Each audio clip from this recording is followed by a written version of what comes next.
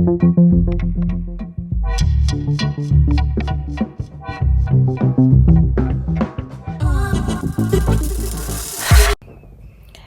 welcome back. This is going to be the story time of how I spent 40 days in jail in TGK. TGK is the correction center in Miami, Florida. So it all started on South Beach. I was getting out of my job as a hostess at a restaurant.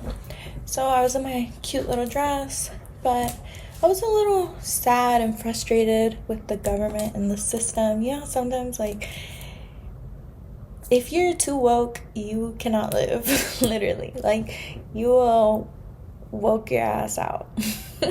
What does that even mean?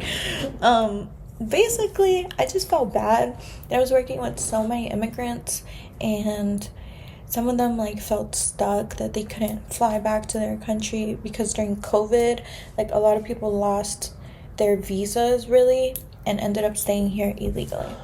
So I felt bad for them, and it just got me thinking about how the system's so fucked up and this and that. So bam, I'm like, I need to relax. Before I go home, I need to ease my mind. I don't want to go into my house with all this negative energy on me. So I'm like, let's take a little quake into the water. So bam, I go to the beach, and even though you're not supposed to swim late at night because there'd be a lot of sharks and whatnot, I still did it. I left my stuff on the sand and I went in the water. After a couple minutes, I see this guy running in a white shirt to get my shit, and I scream at him. I'm like, please don't take my shit. And he did not listen. He definitely took it. And I could have swam back and tried to chase him, but I was kind of like, do I want to do that? Like, is my shit really more valuable than my life? Because sometimes you gotta think, like, you don't know how about it this person is. So bam, I thought about it for too long, and he was gone. He was like a light. Now I'm on the beach, 60 blocks from my house, with no shoes to get on any public transportation, no phone to call any fucking Uber or anything, and it's not looking good. No money. My money gone. My money, my shoes, and my keys. Everything gone. And so I'm like, okay, this is great. This is awesome. Let me just walk home. And, I'll break in through the window or something like that. It's not my first rodeo. I did this before. Then I realized when I get home, there's no TV, there's no computer. My only outside communication is my phone, and I don't have that. I'm not even gonna know what time it is to go to work the next day. And it's just I'm gonna be stuck. I'm more frustrated, and I'm not mad at the government no more. I'm mad at the world. Okay, level of crash out is slowly climbing. And I ran into this man smoking a cigarette, and I'm like, you know what, I need one of them. Please give me one. Can I have a cigarette, please? Can I bum a cigarette off of you? So yeah, I get a cigarette from this guy, and now I'm in a chitty chatty mood. Now I'm like, you know what, I might as well go spill my sorrows to my gay friend that works at a bar/cafe a couple blocks down. So I turned around, walked the wrong way, and that's where I fucked up at, really.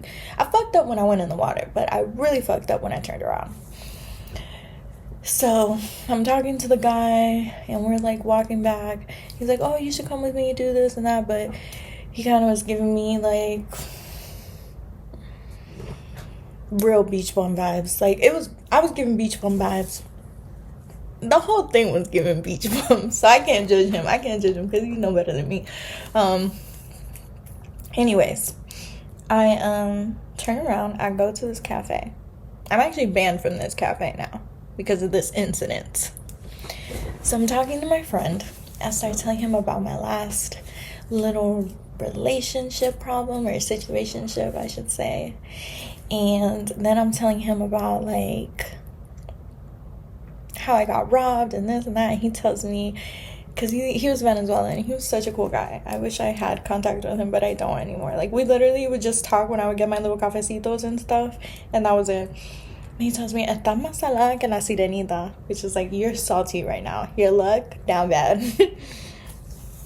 So, anywho, little did he know it was about to get worse. So there were these other 3 gay guys there. 3 Atlanta gays. And they're not cool. They were not cool at all. They look at me and they're like, "Who does she think she is? Kim Kardashian?" And I was like, you know what? That's not who I think I am. I think I'm Oriana. And the fact that you acting like I'm some stuck-up, bossy type bitch is actually pissing me off right now, because I'm a whole bum right now. Like, I don't have shoes, wet from the water, don't have no money, don't have a phone, and you're talking about, because you don't understand the conversation that I'm having with this guy, you're acting like I'm some stuck-up bitch just because I'm in a nice dress. That pissed me off. That's what threw me way over the edge. Okay, I was already on the edge, and that right there killed the whole little good mood I was starting to build up. Anyway, I was like, it don't gotta be Battle of the Sexes. We could throw hands. 3 big black guys with the fakest Gucci ever. Like, you know how some Gucci is just very detectable. It's like flea market Gucci. Anyway, I keep talking to my friend, and I'm trying to, like, ignore them, and then he says something like, oh, she must be a trade. I don't know what the fuck trade is, because I'm not from Atlanta, but it don't sound like a compliment. It sounds like you calling me, like, a prostitute or something, like, or, I don't know what the fuck you're calling me, so now I'm even more upset. So I just give him, like, a nasty look or whatever, and then I just keep talking to my friend. At this point, I'm posted up. You know what I mean? I don't even want to go home now. So I'm just chilling. And the security guard passed by. And I do notice that the security guard is giving kind of like tense. But I didn't know that he was a security guard. He just told me he used to be a cop. I was like, oh, that's cool. And I'm like, it looked like it's about to be a hate crime in here. Because I see his gun. I peeped his gun. And then the gay guys, I'm like, maybe he hate gays. Or like, why is he telling me he used to be a cop? Like, I'm very not putting 2 and 2 together that this man is a security guard. So anyways, I go about telling my fucking business to my friend.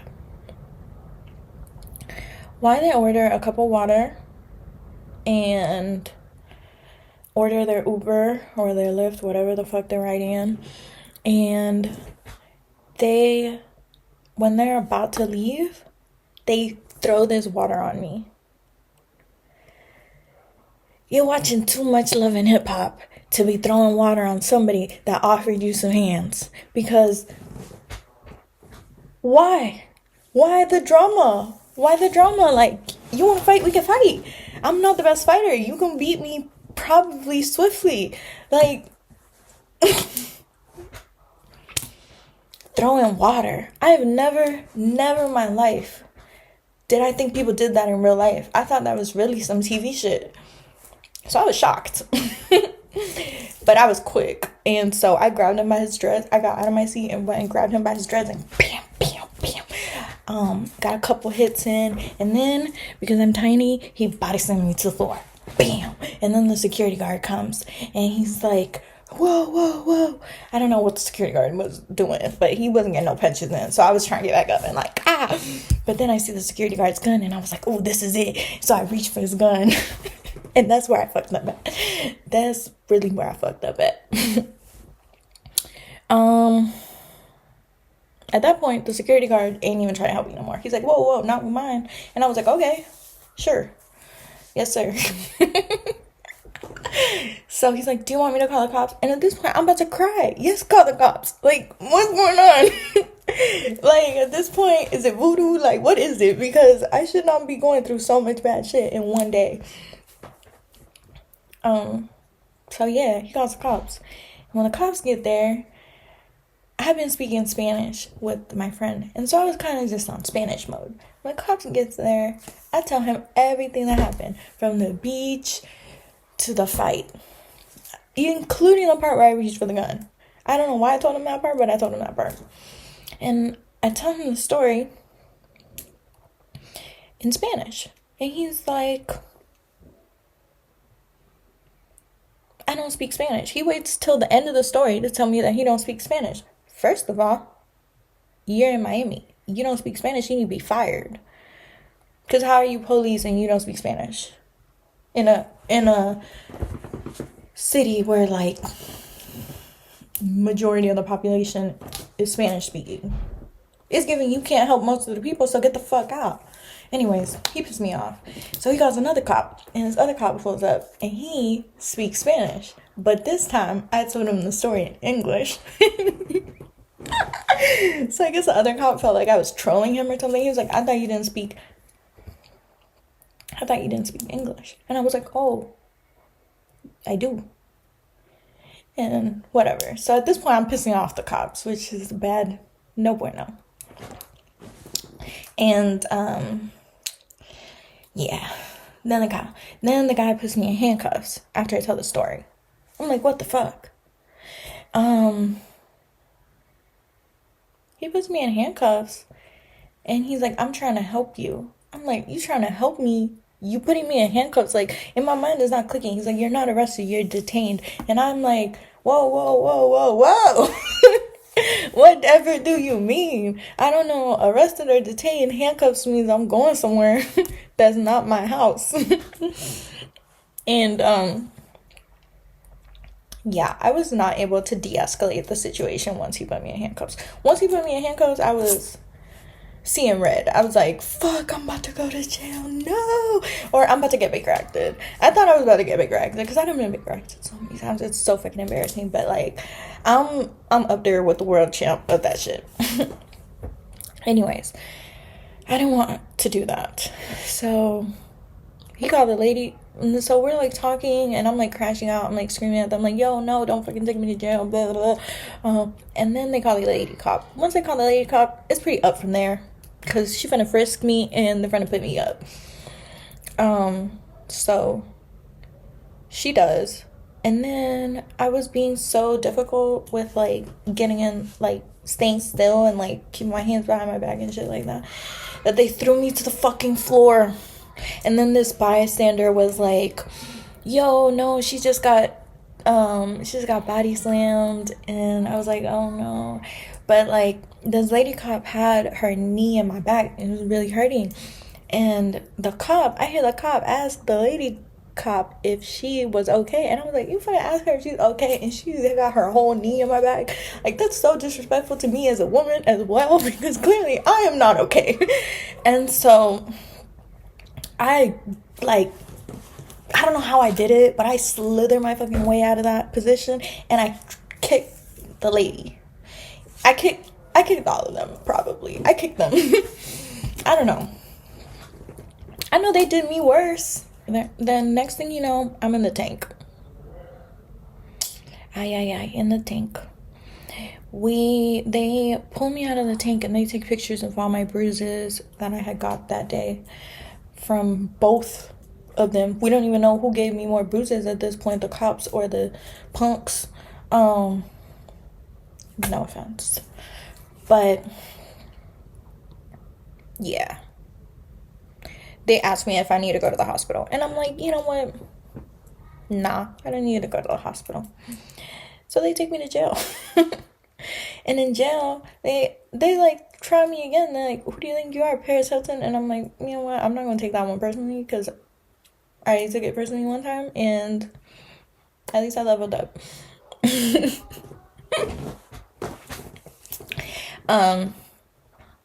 Any fucking who. When I'm sitting in there waiting for my paper that tells me why I'm being arrested, I'm like, yo, how long is it gonna take for them to tell me why I'm being arrested? This don't even make no fucking sense. Like, how long is it gonna take them to make some shit up? And I knew they was making some shit up because I had been there for like 20 minutes sitting in that. I'm like, it don't take 20 minutes to say what the fuck happened because I am innocent. And when I get the paper, sure enough, some crazy story about how I beat them, the cops. I just kicked them one time. You had me on the floor, pussy.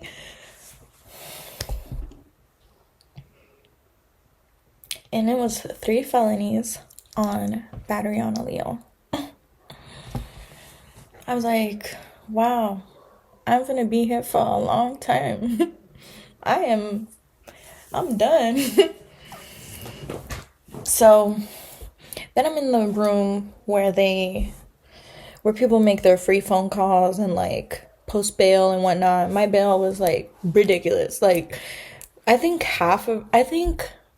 the 10% of my bail was like $20,000 or something, or like 200,000. I think it was $200,000. It was some shit that like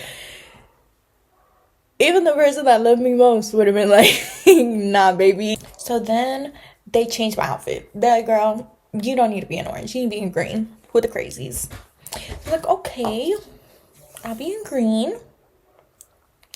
So they put me in green, then I go talk to the judge, and I was like, yo, please deport me. Like, I'm not trying to do the time. Like, if there's a deportation option here, I'll take that. And there was no deportation option. Oh, also, they gave me this court-appointed attorney 3 seconds before I was supposed to go talk to the judge, and she's like, you're gonna plead guilty. And I was like, the fuck, I'm not. Like, why would I plead guilty to beating up three cops? I'm 5'1". Let's start there. I'm 5'1", and I was maybe 120 pounds, maybe 125. Do I look like what do I look like beating up 3 cops? Like, you guys have guns, tasers, all sorts of equipment, fucking body vest on. Like, it's not giving I was gonna win that fight. So I was like, no, I'm not pleading guilty. I'll represent myself. So I did. And now the story begins of how I got out of jail. So they take me to the psych ward part of jail. And I'm in there with getting traumatized, yo. She just kept showing me her asshole and like shitting and playing with shit. And I was like, yo, what's going on? And I still was on my preachy tip, so I kept telling everybody like how to beat the system if you're in there, or like I don't know what the fuck I was preaching about because I was tweaked out and like I was blacked out at that point. I remember one of the nurses told me that she was going to what is it? She said something like she was gonna kill me. Like she said something along the lines of like I deserve to die or something like that. She said I deserve to die, I think is exactly what she said. Because I kept talking shit about the government. And clearly she loves the government because she works for the government.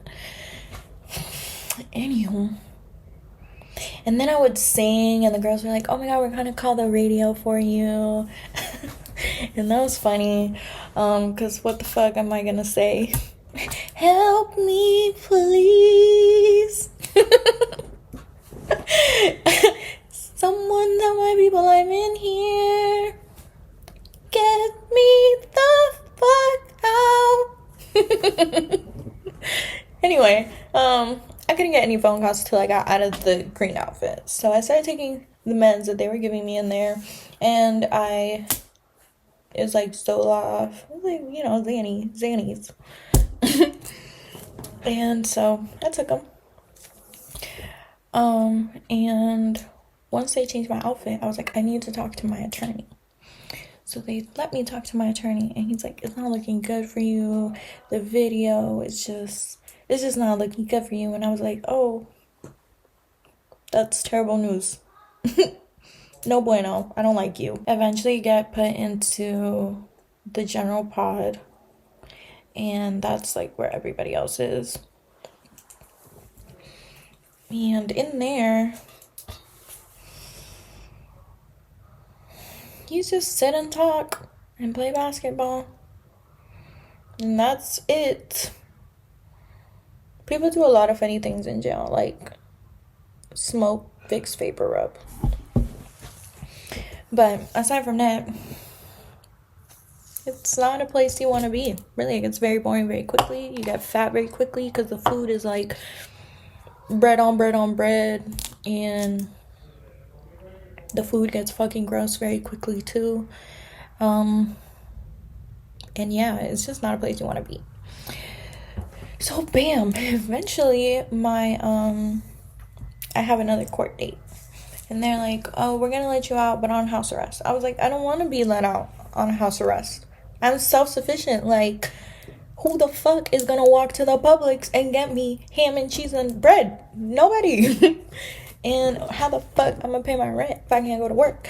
How the fuck I'm gonna pay for the drive over here to come see you so you can put me on probation and this and that so that I can be indebted to you for like 3, 4, 5 years because you're assuming why you close a case that ain't no fucking case because there's no way 3 police think I beat them up. My tiny ass. That's it. Case closed. So she's like, okay, so you have to stay in there to your next court hearing. So I did. My next court hearing got pushed back because the cops didn't show up. And then I had another court, and it got pushed back again because the cops didn't show up. It's like 15 days, then like 21 days. Once it got pushed back the third time, I'm trying to contact my lawyer because I'm like, yo, what are you doing in there, homie? I have next month's rent. I don't have the month after that. And if I'm in here, I can't get it. So get me out.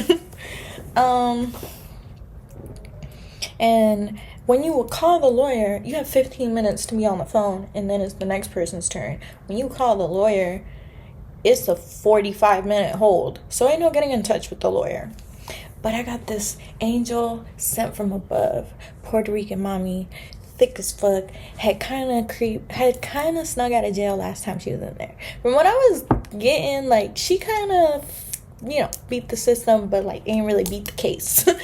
So she said that she got out, and it was a glitch in the system, and so she was blah, blah, blah, went out, and she was my bunkie. So when I would talk to her, I would listen to everything she said, of course, as I do when I talk to most people. And she was like telling me, like, you need to talk to your lawyer. You're gonna get out. Don't worry about it. Because like they're not gonna show up. The cops are not gonna show up for that. I was like, okay, awesome, girl. And then she told me one day, because she was always like in everything. She was all ears. If there was a security camera in there, it was not going as ham as she was. She overheard the guards say that they were going to make me do boot camp. And she was like, I heard the guards, she tells me that she heard that. And I was like, I'm not doing that shit. No. She's like, it's basically they just spit in your fucking face. And I was like, no, I'm not doing that shit. I'm going home. Like, from here, home. That's it. She says that it's easier to talk to your attorney from the psych ward. So I was like, oh, for sure. I can get sent back there right now. And so I do. I'm like, nighttime comes and everybody's like put up or whatever, and I start screaming, I'm gonna fucking kill myself. I'm gonna kill myself. I'm gonna kill my mom. So yeah, they were like, okay, we need to take her to the psych ward. So they take me to the psych ward. I try to just vibe, because I need to get out of the green outfit. Like, I need to get in the green outfit to get down there, but now I need to get out of the green outfit so that I can talk to my lawyer or attorney, whatever. So 3 days passed, and for most of the time that I was in there, nobody knew I was in there because I didn't call anybody, and my my last name in Florida is different than my actual last name, which is crazy. So like I don't have no help from nobody to get the fuck out of here. And it's really not looking up. I tell that the psychiatrist I need to talk to my attorney, and he just tells me get out the green suit. So once I get out the green suit, they're like, oh, we're gonna move you up a level. But before they did that, I just told the psychiatrist, I was like, I'm gonna sue the fuck out of you and that crazy bitch that says I deserve to die in here. And I was like, okay. So bam, and then I went to sleep. I said that and I went to sleep. When I wake up, they're like, yo, they're like telling the nurse, they're like, yo, you're gonna go down with all that shit, blah blah blah. And they're like, oh my god. And she's like fixing paperwork and whatnot. I don't know what happened. I don't know what crime she been committing in there and how many people she told that deserved to die in there. But I was out the next day. Amen. Amen. Yeah.